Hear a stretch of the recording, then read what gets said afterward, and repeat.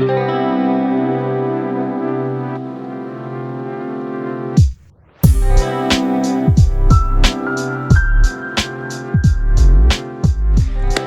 and welcome to CFS Overtime, the podcast where we like to talk about school, news, and student life. I'm your host, Chris. And I'm your host, Alfie. Today, we are going to be, it's Black History Month. So we have brought some guests on to discuss about Black history. Black history. Yeah. Okay, that's great. And so introduce yourselves, both. Hi, I'm Sarah. Hi, I'm Margaret. I'm meant to be Sarah's sister Ruth, but she couldn't get it. Okay, so what are you guys going to talk about today? And Yeah, so we wanted to focus on the topic of mainly like derogatory terms and, embracing Black culture, and especially Afro-Caribbean culture, because it's something that isn't really spoken about a lot. People are scared to talk about it because they don't want to come out as racist. But we believe it's really important to really say your opinion, say your view, and let us know about it, because when we do know about it, then we can address those kind of situations and we can all come to a common understanding. It's very interesting. I love what you guys set up as well with the whole Black History Month theme. Like right now we are in non-uniform, dressed in African colours, you say? So like yellow, green, red, black is the colour theme. We've got to dress up, and they've also they're selling bracelets. I bought one myself. They're just expressing, Black history in general, which is like the most this school has ever done. So it's revolutionary in itself. So it's really impressive. Do you want to get on to derogatory terms?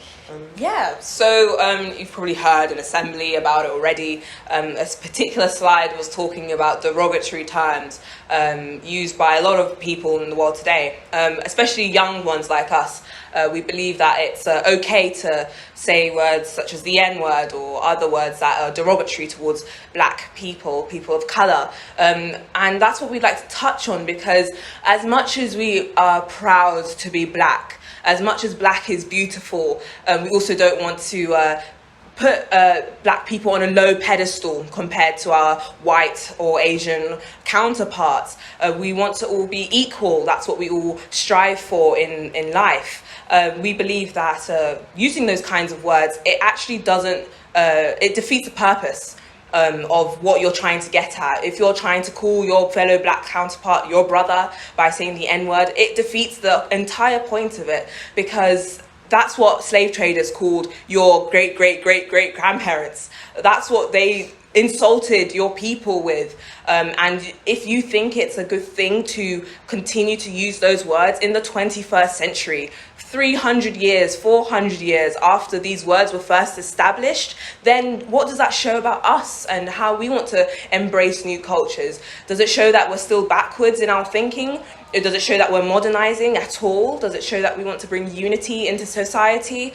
And so we also believe that using these words, and then we don't want white people, for example, or Asian people to use these words, does it actually bring fairness on them? Because what if they wanted to call their fellow white person that word? But it would be racist. So if it's racist for one kind to say it to their own kind, surely it should be wrong to say it to your own kind. Yeah, you make great points. Like, we understand the history of the words. Some people might not understand. And, what you've said about derogatory terms is completely correct. People need to understand what they're saying when they're saying it, in what context, and whether it's right or wrong, which is like the whole idea of derogatory terms. So, what about your opinion in use of derogatory terms in music? Have you got any thoughts on that? Because derogatory terms, it's used in day-to-day conversation, but it's also used in the media. Movies, music, things like that. So it's very common, especially in rap. Yeah. Like a lot of rappers, especially Black prominent rappers. I'm not going to give examples because that's long. A lot of Black prominent rappers do say the N-word and do say a lot of derogatory terms. Yeah.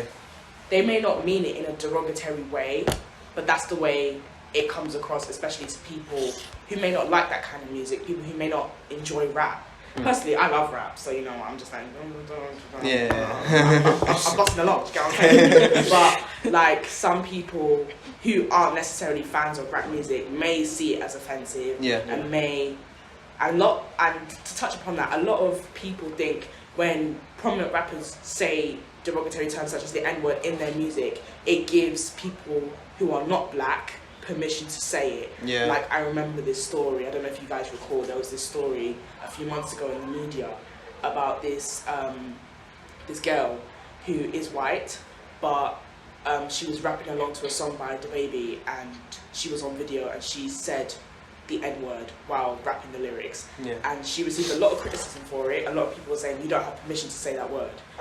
Just because it's in the song doesn't mean you should use it. And she tried to defend herself, saying that she just meant it as in she was just rapping the words. She didn't actually mean to say it. Yeah. But these are the kind of problems that we come across. When we mention it in music, it basically gives non-black people a sort of permission to say it, and then we get angry at them for saying it. But at the end of the day, like, we can't necessarily blame them. Although it's really like wrong, it's wrong and it shouldn't be said at all. But at the end of the day, when you perpetuate this kind of language, especially in songs, it's kind of giving people who aren't black sort of kind of like a pass to be saying these things. So, a similar thing happened to it like a couple of years ago when Kendrick Lamar was he was on a concert and he brought a woman that was not black onto stage to rap one of his songs, and she said the N-word, and immediately he said, "Can you just not say that word when you rap, because it's not for you." Which reminds me of that sort of situation. Yeah, the thing is, it does happen a lot because, like, a lot of people will enjoy rap music. It's a very common genre. Yeah. So when these kind of words do come up in songs, I get how a lot of rappers, they use their music to tell a story. And it does, you know, when they're really trying to bring the emotion into their song, the N-word does come up, and it comes up a lot. It's very common. Like, I hear the N-word in like their rap song. Yeah. But like, at the end of the day, especially with Kendrick Lamar doing that, he was kind of I don't want to say it, but he was kind of inviting the woman to say it in a way. Yeah, because you fully brought her up on stage. You knew your song had that word in it, but yet you said, you know, rap these lyrics. Like, what do you think? She's just gonna blank it? Because she's obviously not gonna blank it, because by inviting her on stage, you're basically inviting her to also say the word. Yeah. So, yeah, it's not ideal, but you know, it is what it is. I mean, you've definitely proved to us that it's common in media and in music that you know, derogatory terms are used. But I think the question here is like, what are some artists or like influencers that, you know, might be against derogatory terms that like you want to celebrate and talk about on here? Maybe promote them if you have any, because you know there are negative. You know, there are rappers who use derogatory terms and the N-word, and we understand the impact. You've definitely shown us how. Do you know any artists, maybe politicians even, that you know that are standing for good against these derogatory terms? I actually do know this one lady. Her name is Lindsay Peoples Wagner, and she is the founder of a magazine called The Cut, which is a magazine in America. And she wrote an opinion piece in her magazine. I can't remember when. I don't even know if you can still find it, so don't go looking it up in case I'm wrong. Yeah.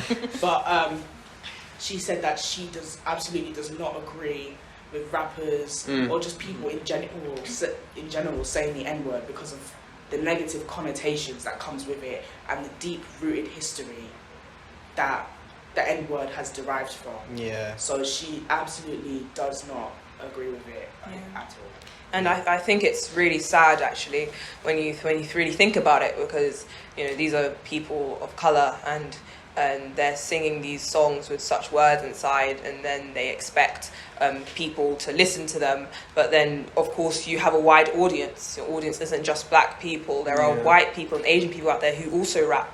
And if they say these words, you're putting them in this awkward position where, you know, do you want them to omit the word or to change the word? It doesn't make any sense. And if they're trying to convey a meaning, we completely understand. All songs have meaning. Songs are like poetry. You know, it touches the heart of the singer, but also the people who are listening to it. And so when we really do reflect on not just ditching the artist we listen to, but really selecting the songs we listen to, and speaking up about the songs that have these derogatory terms inside or that dehumanize black people.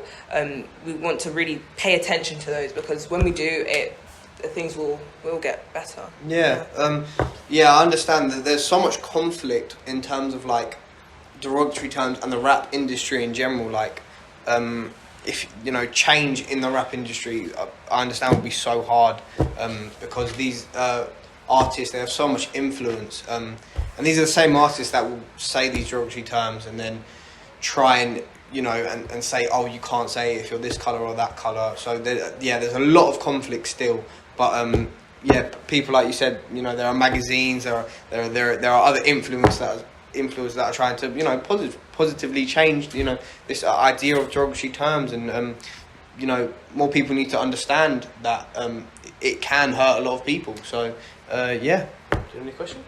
Not a question, but kind of a question. But the use of the N-word is kind of turning, especially on like social media. I see it all the time on TikTok. The N-word's always the butt of the joke. Like they would pretend they're saying it or cut off before they're saying it. You know, I can understand your thoughts are probably, it's not a good thing, especially when non-black people are using it. It's not a good thing for them to be making that joke, because it's kind of not their joke to be told. Yeah. Anyway. Yeah, because there has been cases, even in this school, of students who are not of colour who have been spreading the N-word in their group chats, for example, and have been just saying it just on the whim, very naturally, like it's almost part of our language, even though we want to completely remove it from the language. And first of all, the N-word isn't even in the dictionary, so we shouldn't be using it at all. Yeah. It's in the Urban Dictionary, but that's because the Urban Dictionary, so many people can edit it, and people add all sorts of nonsense these days into it, we can say. Number one source for words. Yeah, it is the number one source for words, but it's how we want to use those words to really not offend people. Yeah. And I also, may I interject? I also feel like the people who do perpetuate the N-word and so on, like they'll say it within their friendship groups and act like it's the funniest thing ever. Yeah. But when a black person were to approach you and say, "Did you say it?" they'll be like, "Oh no, I didn't say it. Why are you coming at me for?" Yeah. But like, you need to understand, whether you're saying it in public or in private, it should be said at all. It doesn't matter where you're saying it. You're still wrong for saying it. Yeah. No matter where you say it or when you say it or who you say it to, it's still wrong. Yeah. If you're not black, I mean, just shut up. I mean, yeah, we covered day-to-day life, music, and they had an assembly on Black History Month. I thought it was great. You talked about like black people using terms in like comedy and all that. So I was just wondering what your guys' opinion on just like derogatory terms being used in comedy and for laughter. And Oh and yeah, things like a that. lot of comedians use it. Dave Chappelle, Yeah, Kevin yeah, Hart, yeah. Chris Rock, Chris Tucker. I can name a million of them. Man. Yeah. Like they always use it. I know they're trying to like kind of like evoke obviously laughter out of the audience. It's like a job. They're comedians. That's what they do. Yeah. But at the same time, I mean, like I feel like if it was to an all black audience, it would be received better. Yeah. But since it's a mixture of black, white, Asian, whoever, I feel like when you do make these kind of jokes, and obviously if these people find it funny, they're probably going to go home and tell their families like, oh yeah, I watched this Kevin Hart show and he was like proper funny. I watched this Dave Chappelle's show and he's really funny. And they may even repeat the joke with the N-word in it. So I feel like it's the same with music. Like if you say it, you're basically giving people a pass to repeat it. No, that's a very good point. So in terms of like derogatory terms and like the direction it's going, like let's say for 10 years, because you know society's really progressive, where do you want these derogatory terms to be, like in terms of understanding in society?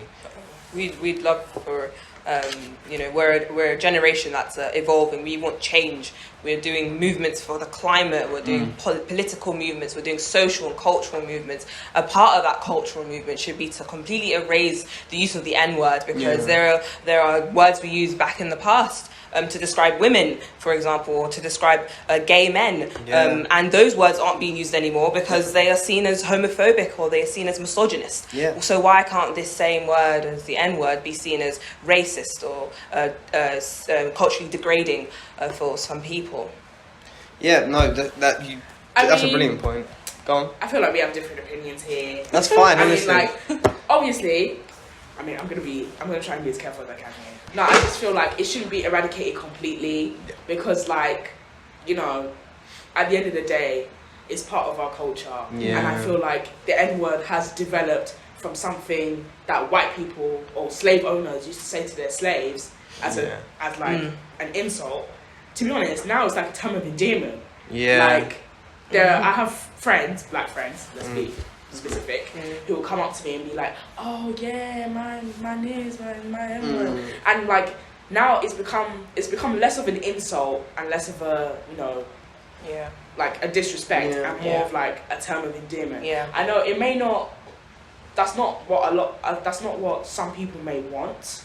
And that's not what for some people that may be not very ideal, because some people, like you said, might want it eradicated completely.